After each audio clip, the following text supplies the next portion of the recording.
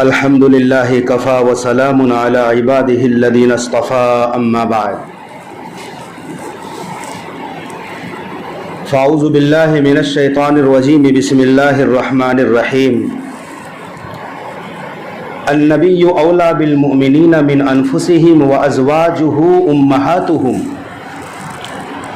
وقال اللہ تعالی بسم اللہ الرحمن الرحیم اقرأ بسم ربک الذی خلق خلق الانسان من علق اقرأ وربك الاکرم الذي علم بالقلم علم الانسان ما لم يعلم صدق اللہ العظیم۔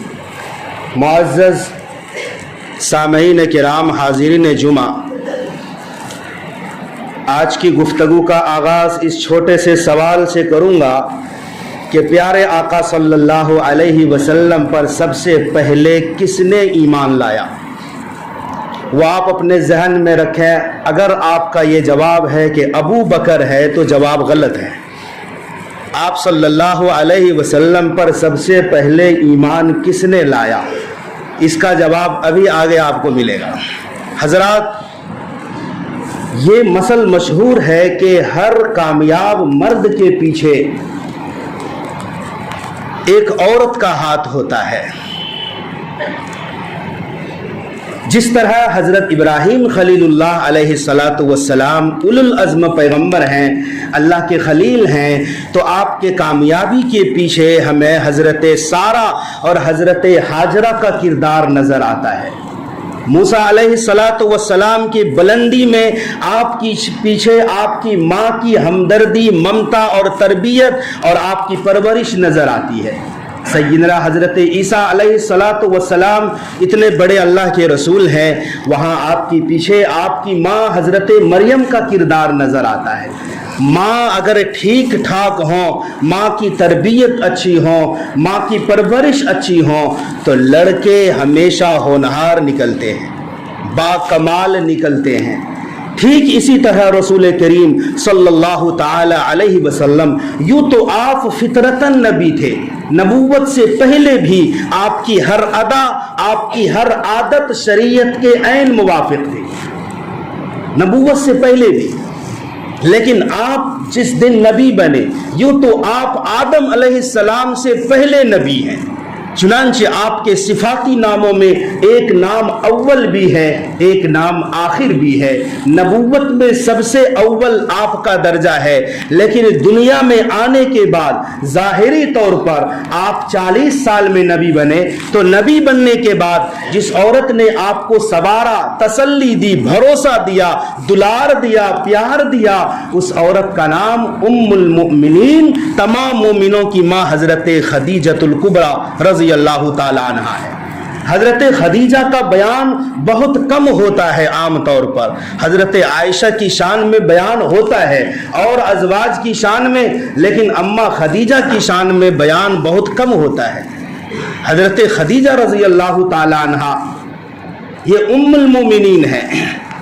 قرآن میں صاف طور پر اللہ نے کہا ہے کہ نبی کی بیویاں امت کی ماں ہوتی ہے، ازواجہ امہاتہم، پیغمبر علیہ السلام کی بیویاں امت کی مائیں ہوتی ہیں، روحانی طور پر وہ ماں ہیں، اسی لیے وہ ام المومنین ہیں۔ آپ صلی اللہ علیہ وسلم جوانی کی دہلیز پر قدم رکھ چکے ہیں۔ آپ کو مکے کے کافر و مشرک لوگ امین اور صادق کہا کرتے ہیں، آپ امانت دار بھی ہیں۔ آپ نے زندگی میں بچپن سے بڑھاپے تک کبھی جھوٹ نہیں بولا، امانت میں خیانت نہیں کی، نہ آپ کے دامن عفت پر کوئی دھبا لگا۔ جوانی میں لوگ بہک جاتے ہیں، نظریں خطا کر جاتی ہیں، خواہشات کی پیروی میں لوگ چلے جاتے ہیں، لیکن محمد مصطفیٰ کریم صلی اللہ علیہ وسلم کی جوانی بے داغ جوانی تھی۔ آپ کی عفت محفوظ تھی، آپ کی عصمت محفوظ تھی، آپ ہر طرح سے پاک تھے، ظاہری طور پر بھی، باطنی طور پر بھی۔ اسی لیے جب آپ نبی بنے تھے، لوگوں نے آپ کو شاعر کہا، مجنوں کہا، پاگل کہا، سب کچھ کہا، لیکن کسی نے آپ کو بے داغ جوانی پر آنچ نہیں آنے دیا۔ یہ نہیں کہا کہ آپ کی نظریں خطا کرتی ہیں، नौज़ बिल्लाह। आप पाक थे फितरतन भी, ज़ाहिरी तौर पर भी, बातनी तौर पर। आप अबू तालिब के यहाँ रहते थे। अबू तालिब ने कहा कि बेटे, मक्के में कहत पड़ा हुआ है, खदीजा मालदार औरत है। खदीजा मक्के की बहुत बड़ी ताजिरा थी, अपना माल दूसरों को देती थी ताकि वो तिजारत करे और उसमें जो मुनाफा हासिल होता आपस में तकसीम कर लेती थी। इस तरह से खदीजा दूसरों को माल देती थी। वो शाम की तरफ, कभी मिस्र की तरफ, कभी और इलाकों की तरफ माल लेकर जाते थे। तो हजरत अबू तालिब ने कहा, बेटे माशी हालात हमारे कमज़ोर हैं, क्या अच्छा होता कि खदीजा औरों को अपना माल देती है, अगर वो तुम्हें अपना माल दे और तुम माल तिजारत लेकर जाओ और मुनाफा कमाओ तो हमारे घर की माशरी जो हालात बदतर है वो बेहतर हो जाए। हजरत खदीजतुल कुबरा रज़ी अल्लाह ताला अन्हा को पता चल गया तो हजरत खदीजा ने आपको खुद बुलवाया और कहा कि अगर मोहम्मद मेरा माल लेकर शाम जाए और तिजारत करे और मुनाफा मिल जाए, मैं औरों को जितना देती हूँ उससे डबल मोहम्मद को दूँ। चूँकि हज़रत खदीजा भी आपके आदात, अतवार और अखलाक से वाकिफ़ हो चुकी है। प्यारे आका सल्लल्लाहु अलैहि वसल्लम ने माल तिजारत लिया। हज़रत खदीजा ने अपना एक गुलाम मैसरा को साथ किया और कहा कि इस सफ़र में तुम भी मोहम्मद का साथ देना और हाँ, किसी भी किस्म की परेशानी मोहम्मद को ना हो, इसका ख़ास ख्याल रखना। अब प्यारे आका सल्लल्लाहु अलैहि वसल्लम जब हुदूद मिस्र के अंदर दाखिल हुए, वहाँ पर एक राहिब की कुटिया हुआ करती थी, नस्तूरा राहिब नाम बताया जाता है। वो अपने इबादत खाना में मसरूफ़ था तो अचानक क्या देखा, एक दरख्त के नीचे एक खूबसूरत नौजवान बैठा है। वो नौजवान और कोई नहीं था, हमारे और आपके आका नबी सल्लल्लाहु अलैहि वसल्लम की ज़ात थी। वो नस्तूरा राहिब हाथ में किताब थामे बाहर निकला और कभी किताब के औराक को देखता, कभी मेरे आका के चेहरे को देखता था, फिर कभी किताब देखता, फिर मेरे आका के चेहरे को देखता। यकायक पुकार उठा, ए काफिले वालों, ये शख्स कोई और नहीं, ये नबी आखिरुज़्ज़मा सल्लल्लाहु अलैहि वसल्लम है, इसलिए कि मैं किताब पढ़ पढ़ के आधी सदी बिता चुका हूं। मैं इसी शख्स के इंतजार में अब तक हूं। मैंने आज अपनी आंखों से देख लिया कि मेरी किताब के हू बहू ये शख्स वो है जिसमें सारी अलामात पाई जाती है, यही नबी आखिरुज़्ज़मा है। नस्तूरा राहिब ने खुशखबरी दी। बहरहाल आप सल्लल्लाहु अलैहि वसल्लम ने तिजारत की अमानतदारी के साथ, सच्चाई के साथ, हमदर्दी के साथ इतना मुनाफा हुआ कि खदीजा के माल में इतना कभी नफा नहीं हुआ था। आप वापस आए, मोजिज़ात भी नजर आ रहे थे। यूं तो नबूवत से पहले जो मोजिज़ात की शक्ल में चीज़ें नज़र आती हैं उन्हें फुक़हा की इस्तिलाह में मुहद्दिसीन इरहास कहते हैं। नबूवत से पहले जो खिरक़े आदत पैगंबर के हाथों से चीज़ें नमूदार होती है उन्हें इरहास कहा जाता है। मैसरा जो गुलाम था वो क्या देखता है, काफिला वालों के ऊपर धूप ही धूप है, तपिश है, लेकिन मोहम्मद सल्लल्लाहु अलैहि वसल्लम के ऊपर अब्र और बादल का एक टुकड़ा साया फगन है। काफिले वाले धूप में चल रहे हैं, मोहम्मद अरबी साया के अंदर चल रहे हैं। ये आप सल्लल्लाहु अलैहि वसल्लम की नबूवत से पहले के वाक़यात हैं। चुनांचे माल तिजारत लेकर हजरत खदीजा के पास आए। मैसरा ने आपकी तारीफ में, आपकी तौसीफ में घंटों लगा दिए। मोहम्मद ऐसे हैं, इस तरह तिजारत किए, इन्होंने ऐसे सच्चाई की, साथ वालों का इस तरह साथ दिया, हुस्न सुलूक से पेश आया और गमखारी का मामला किया, हमें कोई परेशानी ना हुई। माल में इस कदर नफा देखकर खदीजा खुशी से झूम उठी और आप सल्लल्लाहु अलैहि वसल्लम को दुगना नफा दिया, माल तिजारत में से हिस्सा इनायत फरमाए। फिर ये कि आप सल्लल्लाहु अलैहि वसल्लम भी खुशी खुशी अपने घर आए। हजरत अम्मा खदीजतुल कुबरा रज़ी अल्लाह ताला अन्हा की उम्र अब 40 साल है। ये पहले 2 शौहरों से बेवा हो चुकी है। पहले शौहर का नाम अबू हाला बताया जाता है, साहिब औलाद भी हुई उनसे। अबू हाला का इंतकाल हो जाता है, खदीजा बेवा हो जाती है। फिर दूसरी शादी होती है अतीक से। عتیق مخزومی سے. عتیق کا بھی کچھ دنوں کے بعد انتقال ہو جاتا ہے, پھر سے بیوہ ہو جاتی ہے. یوں اس طرح سے 2 شوہروں کے ساتھ رہنے کا موقع ملا تھا, تجربہ بھی تھی, اور اس طرح سے بیوہ ہو گئی. اب 40 سال عمر ہو گئی, اور مکے میں تمام عورتوں میں سب سے زیادہ پارسا, پرہیزگار اور مالدار خاتون تھی. یوں تو عرب میں بے شمار برائیاں تھیں, مکۃ المکرمہ کے اندر خاص طور پر, لیکن اس زمانے میں بھی آپ کا ایک لقب طاہرہ بتلایا جاتا ہے. آپ پاکیزہ عورت تھی. جس طرح محمد عربی صلی اللہ علیہ وسلم کا دامن بے عیب تھا, پاک صاف تھا, خدیجہ کا کردار بھی ہمیشہ پاک صاف رہا ہے. یوں تو عرب کے اور مکے کے بڑے بڑے رؤساء کی طرف سے حضرت خدیجہ کو پیام نکاح پہنچا, لیکن حضرت خدیجہ نے انکار کر دیا. اسی اسنا میں حضرت خدیجہ بار بار خواب دیکھتی تھی محمد عربی صلی اللہ علیہ وسلم کے بارے میں. چنانچہ ایک دن جب پیارے آقا صلی اللہ علیہ وسلم کی عمر مبارک 25 برس کی ہوئی اور حضرت خدیجہ کی 40 برس کی, عورت 15 برس بڑی ہے شوہر سے, یہ بتانے کے لیے کہ نکاح میں عمر نہیں دیکھا جائے گا. اگر بیوی کی عمر 2-4 سال زیادہ ہے اور شوہر کی عمر کم ہے تو یہ کوئی عیب کی بات نہیں ہے. آج لوگ عمر کی وجہ سے کہ بیوی کی عمر زیادہ ہے, لڑکی کی عمر زیادہ ہے, نکاح کے رشتے کو توڑ دیتے ہیں. طے شدہ نکاح کے رشتے کو اس بنیاد پر توڑ دیا جاتا ہے کہ بیوی کی عمر زیادہ ہے, لڑکی بڑی عمر کی. یہ کوئی عیب کی بات نہیں ہے. یہاں دیکھو اماں خدیجہ کی عمر 40 برس ہے اور پیارے محمد صلی اللہ علیہ وسلم کی عمر شریف 25 برس کی ہے.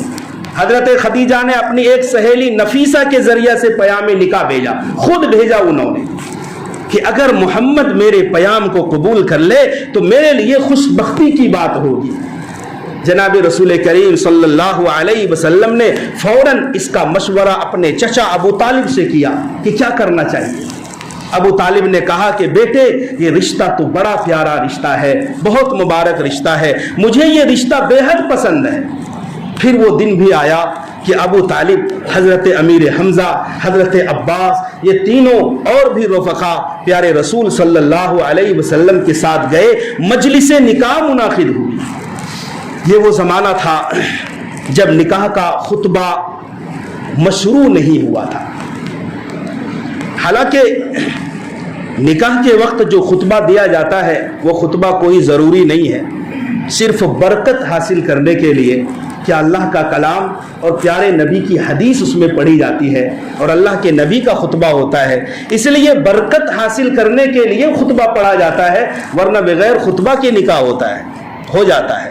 نکاح کے لیے تو گواہ ضروری ہے, گواہان ہو جائے, مجلس میں نکاح ہو جائے اور پھر حق مہر طے ہو جائے, ایجاب و قبول ہو جائے, یہ چیزیں ضروری ہے. خطبہ نکاح تو ایک برکت کی چیز ہے, سنت ہے بہرحال. لیکن خطبہ نکاح مشروع نہ ہونے کے باوجود اس مجلس نکاح میں ابو طالب نے خطبہ دیا ہے اور اس خطبے میں 100% جناب رسول اللہ صلی اللہ علیہ وسلم کے اخلاق کا بیان تھا, آپ کے کردار کا بیان تھا, آپ کی جوانی کا بیان تھا, آپ کے خاندان کا بیان تھا, وغیرہ وغیرہ. بہرحال نکاح ہو گیا. ہمارے آقا تو اس وقت غریب پروری میں مبتلا تھے نا, افلاس میں مبتلا تھے, پیسے پاس تھے نہیں. ادھر خدیجہ کروڑوں پتی ہے. قرآن کریم کی ایک آیت سورہ والضحیٰ میں ہے, وَوَجَدَكَ عَائِلًا فَأَغْنَى, اے نبی ہم نے آپ کو تنگ دست پایا سو ہم نے آپ کو غنی کر دیا. اٹھاؤ محدثین مفسرین تفسیر میں کیا لکھتے ہیں, اغنا, ہم نے آپ کو غنی کر دیا. غنی کس سے؟ خدیجہ کے مال کے ذریعے سے غنی کر دیا. ہم نے آپ کو تنگ دست پایا تو خدیجہ کو نکاح میں دے کر کے اس کے مال کے ذریعے سے آپ کو غنی کر دیا, فقیری کو ختم کر دیا. یہاں ایک بات نوٹ کریں, یاد رکھیں, شوہر غریب ہو بیوی مالدار ہو تب بھی خرچہ شوہر کے اوپر لازم ہے. شوہر غریب ہو بیوی مالدار ہو تو بھی شوہر بننے کی وجہ سے, ذمہ دار ہونے کی وجہ سے شوہر کے اوپر بیوی کا خرچہ ضروری ہے. ہاں اگر بیوی خود کفالت کر لے، اپنا مال نشاور کر دے شوہر کے اوپر، تو یہ بیوی کے لیے درجات کی بلندی کا اور پاک بازی کا ذریعہ ہے۔ بہرحال حضرت خدیجہ سے نکاح ہو گیا۔ حضرت خدیجہ اور آپ صلی اللہ علیہ وسلم بڑی خوش اسلوبی کے ساتھ زندگی گزارتے تھے۔ دیکھو یہاں ایک بھرپور جوان شخص، آج مستشرقین جو ہمارے نبی کی ذات پر انگلی اٹھاتے ہیں کہ نعوذ باللہ مسلمانوں کا نبی خواہش پرست تھا، 11 شادیاں کی تھی، ان کے لیے زوردار تماچا ہے یہ کہ ایک بھرپور جوان شخص اگر شادی کر رہا ہے، کس سے کر رہا ہے؟ ایک 40 سالہ خاتون سے، یہ بتانے کے لیے کہ وہاں خواہشات کی نہیں، یوں تو سینکڑوں گھرانے تیار تھے اپنی بیٹی دینے کے لیے کہ میری بیٹی سے اگر محمد نکاح کر لے تو ہمارے لیے خوش بختی کی بات ہے، سعادت مندی کی بات ہے، لیکن نبی نے ایسا نہیں کیا، خواہشات کے غلام نہیں تھے۔ ہمارے نبی صلی اللہ علیہ وسلم نے اللہ تبارک و تعالیٰ کے احکام کے ذریعے سے اور الہام کے ذریعے سے حضرت خدیجہ سے نکاح ہوا۔ یہ الگ بات ہے کہ آپ نے 11 شادیاں کی اور کیوں کی، یہ ایک الگ موضوع ہے، پھر کبھی بتایا جائے گا۔ آپ نے 11 شادیاں مکمل کی ہے اور ایک باندھی الگ ہے، لیکن 2 بیوی کا انتقال ہمارے نبی کی موجودگی میں حیات طیبہ میں ہی ہو گیا۔ ایک حضرت خدیجہ کا وصال اور ایک حضرت زینب بنت خزیمہ کا وصال۔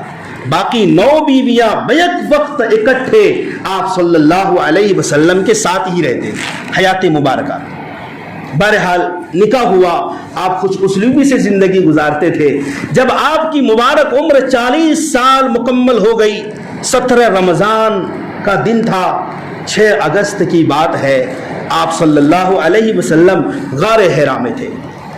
غار حرا یہ جبل نور میں پایا جاتا ہے، اور غار حرا کا محل وقوع یہ ہے کہ خانہ کعبہ سے تقریباً 4.5 کلومیٹر کی دوری پر غار حرا کا پہاڑ واقع ہے، اور محل وقوع یہ ہے کہ غار حرا پر جب آپ صلی اللہ علیہ وسلم جاتے تھے، وہاں سے جب خانہ کعبہ کی طرف رخ ہوتا تھا آپ کا، تو سیدھا خانہ کعبہ پر نظر پڑتی۔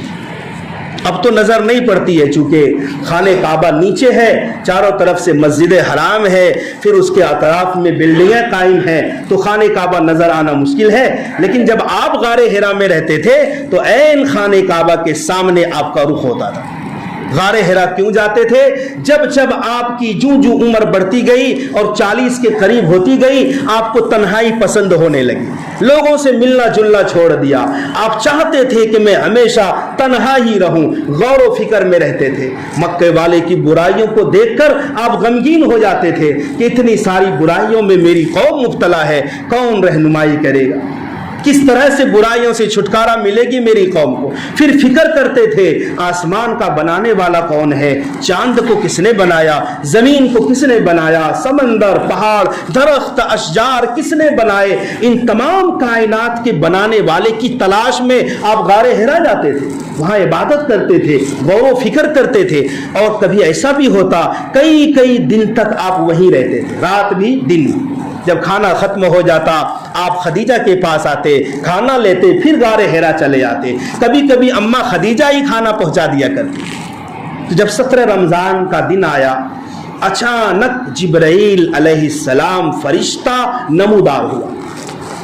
یہ پہلا واقعہ ہے، پہلی دفعہ ہو رہا ہے کہ پیارے آقا صلی اللہ علیہ وسلم نے فرشتوں کے سردار کو دیکھا ہے، فرشتوں کے سردار کو دیکھا ہے۔ اس فرشتے میں وہ پاور ہے، ایک انگلی کے اشارے پر پوری کی پوری بستی، پورے کے پورے شہر کو اٹھا کر آسمان پر لے جائے، وہاں سے پٹک دے۔ اور ایسا ہوا تھا لوط علیہ السلام کے زمانے میں، ان کی قوم کو اللہ کے حکم سے جبریل امین نے ایک انگلی کے اشارے سے پوری زمین کو اٹھا کر آسمان کی بلندی پر لے جا کر زمین کی طرف پٹک دیا تھا۔ آج وہ فرشتوں کا سردار جبریل علیہ السلام غار حرا کی تنہائی میں پیارے آقا کے سامنے نمودار ہوا، اور جبریل علیہ السلام نے آپ کو نبی بننے کی خوشخبری، اور پھر کہا کہ اقرا، آپ پڑھیے، اقرا پڑھو ہمارے اور آپ کے آقا صلی اللہ علیہ وسلم نے فرمایا ما انا بقاری، میں پڑھا ہوا نہیں ہوں۔ اس فرشتے نے ہمارے آقا کو پکڑ کر سینے سے لگایا، زور دیا، بھینچا اور پھر کہا اقرا، پڑھو۔ ہمارے آقا نے فرمایا ما انا بقاری، میں پڑھا ہوا نہیں۔ 3 بار ایسا ہوا، میں پڑھا ہوا نہیں ہوں۔ دنیا میں آپ صلی اللہ علیہ وسلم کا کوئی استاذ نہیں تھا، کوئی استاذ نہیں۔ آپ کو دنیا میں کسی انسان نے پڑھایا نہیں ہے۔ یہ بھی اللہ کی ایک حکمت ہے، اگر کوئی آپ کا استاذ ہوتا لوگ تانا دیتے اور کہہ دیتے کہ دیکھو دیکھو فلاں استاد ہے، اس استاد نے جو سکھایا محمد وہی بولتا ہے۔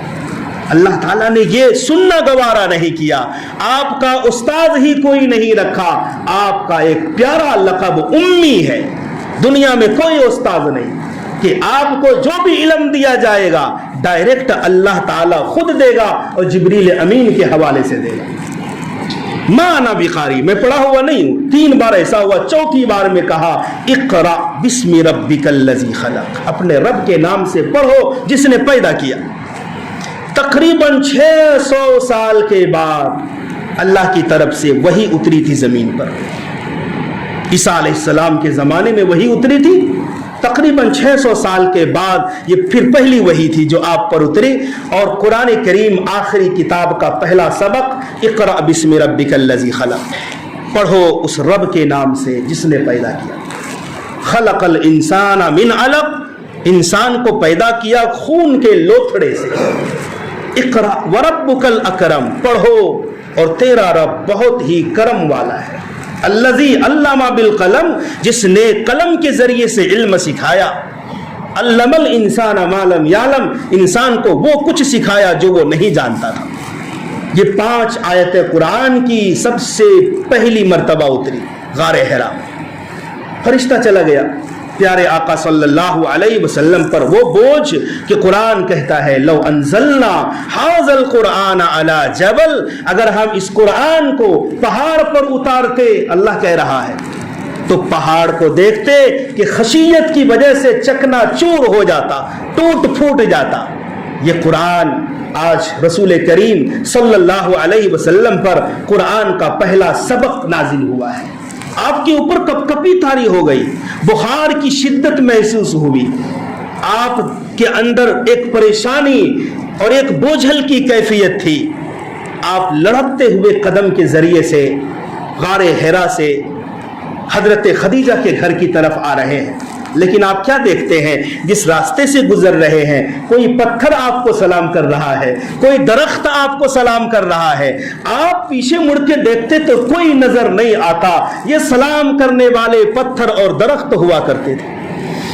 اما خدیجہ کے یہاں آئے اپنی بیوی کے پاس، تے آپ کپ کپا رہے ہیں، گرمی کے اندر سخت سردی میں مبتلا، اور آتے ہی آپ نے پہلا جملہ بولا زملونی زملونی، مجھے اڑھا دو، مجھے اڑھا دو، سخت سردی لگ رہی ہے، مجھے کمبل اڑھا دو۔ اما خدیجہ نے کمبل اڑھایا۔ جب آپ کو افاقہ ہوا، راحت محسوس ہوئی، آپ نے غار حرا والا واقعہ اپنی بیوی سے عرض کیا۔ اس وقت دلاسا دینے کے لیے ایک بڑی عمر کی عورت درکار تھی۔ آپ تو 40 سال کے تھے، اما خدیجہ 55 برس کی ہو چکی ہے۔ یہ حکمت ہے 40 سالہ خاتون سے نکاح کرانے کی پیارے آقا صلی اللہ علیہ وسلم کے ساتھ۔ آج دلاسا دلانے کے لیے ایک عورت چاہیے، تسلی کے لیے ایک عورت چاہیے، وہ بھی بڑی عمر کی عورت۔ ڈاکٹر اسرار احمد صاحب رحمت اللہ علیہ یہاں کہتے ہیں کہ میں یہ سمجھتا ہوں کہ حضرت خدیجہ سے محبت صرف بیوی والی نہیں ملی ہے، بیوی والی نہیں ملی ہے، حضرت خدیجہ سے جو آپ کو اس موقع پر محبت ملی وہ ماں والی محبت ملی ہے۔ کہا خدیجہ مجھے اپنی جان کا خطرہ محسوس ہو رہا ہے۔ فوراً خدیجہ نے کہا کلا، ہرگز نہیں، آپ کو اللہ کبھی رسوا نہیں کرے گا، اس لیے کہ آپ صلہ رحمی کرتے ہیں، رشتہ داروں کے حقوق نبھاتے ہیں، غریبوں، بیواؤں، یتیموں کی آپ دستگیری کرتے ہیں، مہمانوں کا اکرام کرتے ہیں۔ اور لوگوں کے بوجھ کو ہلکا کرتے ہیں. جس کے اندر اتنی ساری صفات ہو اللہ کبھی ضائع اور رسوا نہیں کرے. پیارے آقا صلی اللہ علیہ وسلم کو تسلی ہو گئی. پھر ورقہ ابن نوفل جو تورات و انجیل کا عالم تھا، حضرت خدیجہ ان کے پاس لے کر گئی، حالات رکھے. تو ورقہ ابن نوفل نے کہا کہ خدیجہ یہ تو وہی فرشتہ ہے جو موسیٰ علیہ السلام پر نازل ہوتا تھا، یہ تو اس قوم کے نبی بننے والے ہیں. اے کاش اگر میں اس وقت زندہ رہتا جب تیری قوم تجھے مکے سے باہر نکال دے گی، میں تمہاری بھرپور مدد کرتا. ہمارے آقا نے پوچھا کیا میری قوم مجھے باہر نکال دے گی مکے سے؟ ورقہ ابن نوفل نے کہا ہاں، جس شخص نے بھی پچھلی قوموں میں ایسا دعویٰ کیا تھا نبوت کا تو اس کے قوم نے ایسا ہی معاملہ اس کے ساتھ کیا تھا. اگر میں زندہ رہتا اور میں جوان رہتا تو بھرپور مدد کرتا. ہمارے آقا پر پھر کچھ سالوں کے بعد، تقریباً 2 سال کے بعد، پھر دوسری وحی کا نزول کا سلسلہ شروع ہوا. آپ رسالت کا کام کرنے لگے، لوگوں کو دعوت دینے لگے. حال یہ تھا، میں نے شروع میں ایک سوال کیا تھا آپ سے کہ سب سے پہلے ایمان لانے کس نے ایمان لایا آپ پر؟ تو وہ سیدہ حضرت خدیجۃ الکبریٰ ہے. ابو بکر سے بھی پہلے نبی بننے کے بعد جس نے آپ کو دیکھا پہلی مرتبہ، اس شخصیت کا نام حضرت خدیجۃ الکبریٰ ہے. جس نے سب سے پہلے نبی کو دلاسا دیا، اس عورت کا نام خدیجہ ہے. لوگ آپ کو تانا دیتے تھے جب دعوت کا کام کرنے جاتے، رسالت کا پیغام پہنچانے جاتے. حال یہ تھا کوئی آپ کو گالی دیتا، کوئی آپ کو پاگل کہتا، آپ تھک جاتے، گرد و غبار اپنے اوپر اوڑھ لیتے، تھکا ماندہ. جب آپ صلی اللہ علیہ وسلم اپنی بیوی کے پاس آتے تو حضرت خدیجہ فوراً دلاسا دیتی، کچھ نہیں ہوگا آپ کو کچھ نہیں ہوگا، دلاسا دیتی تھی. گھر میں لوگ اگر بیوی سے سکھ پا جائے، سارا زمانہ آپ کا دشمن ہو، آپ تھک جائیں، آپ کے اوپر غموں کے پہاڑ ہوں، آپ کو لوگ گالیاں دیں، تانا کسیں، مارے پیٹیں، اور گھر میں آنے کے بعد بیوی آپ کو سکھ دے دے تو آپ یقیناً دنیا کے سب سے عظیم انسان ہیں. اور سارا زمانہ آپ کی عزت کرے، واہوائی کرے، تعریف کرے، لوگ عزت سے آپ کو بٹھائیں، اور گھر میں آتے ہی بیوی سے آپ کو دکھ ملے تو یقیناً دنیا کا سب سے بڑا دکھی انسان آپ ہیں. بیوی سے انسان عظیم بنتا ہے، اور بیوی جلدی کسی کی بزرگی کو بھی تسلیم نہیں کرتی.